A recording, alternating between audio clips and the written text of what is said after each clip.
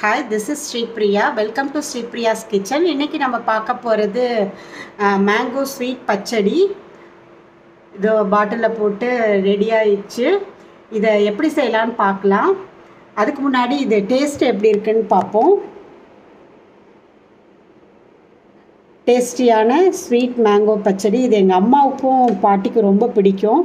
அவங்க ரெண்டு பேரும் இப்போ இல்லை, பட் இதை சாப்பிட்றப்ப நான் அவங்கள நினச்சிக்கிறேன்.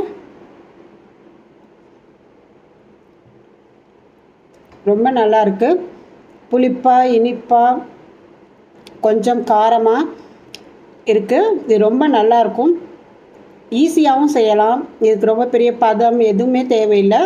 குயிக்காக எனக்கு இது குக்கிங் டைம் வந்து 10 to 12 minutes ஆகிடுச்சு.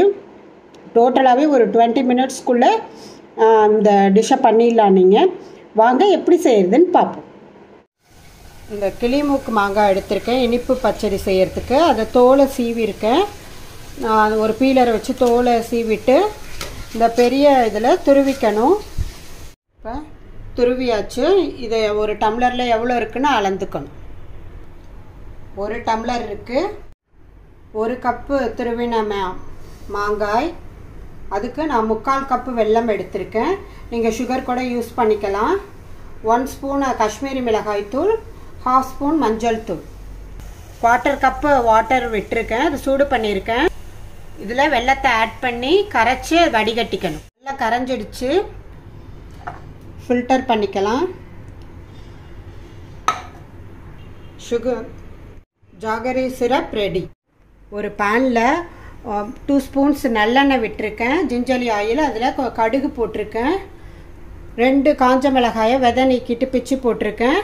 கடுகு பொரியட்டும். இப்போ துருவின மாங்காயை சேர்த்துருக்கேன். இதில் இந்த ஆயிலில் ஒரு 5 minutes சிம்மில் வச்சு இது சாஃப்டாகிற வரைக்கும் நம்ம குக் பண்ணலாம். 5 minutes நம்ம இந்த மாதிரி நல்லா கிளறி விட்டு குக் பண்ணணும். 5 minutes ஆயிடுச்சு. 5 minutesல மாங்காய் நல்லா வதங்கிடுச்சு. இதில் நான் கொஞ்சம் 1/4 ஸ்பூன் அளவுக்கு மஞ்சள் தூள் சேர்த்துருக்கேன். 1/4 ஸ்பூனுக்கு கொஞ்சம் கம்மியாக சால்ட்டு, 1 ஸ்பூன் காஷ்மீரி மிளகாய் தூள் சேர்த்துருக்கேன். இதை ஒரு 1 minute நம்ம நல்லா கலந்து விடணும்.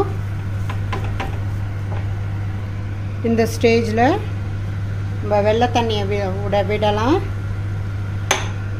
இது நல்லா வெள்ளை தண்ணி ஃபுல்லாக அப்சார்ப் ஆகிற வரைக்கும், நல்லா திக் கன்சிஸ்டன்சி வர வரைக்கும் நம்ம குக் பண்ணலாம்.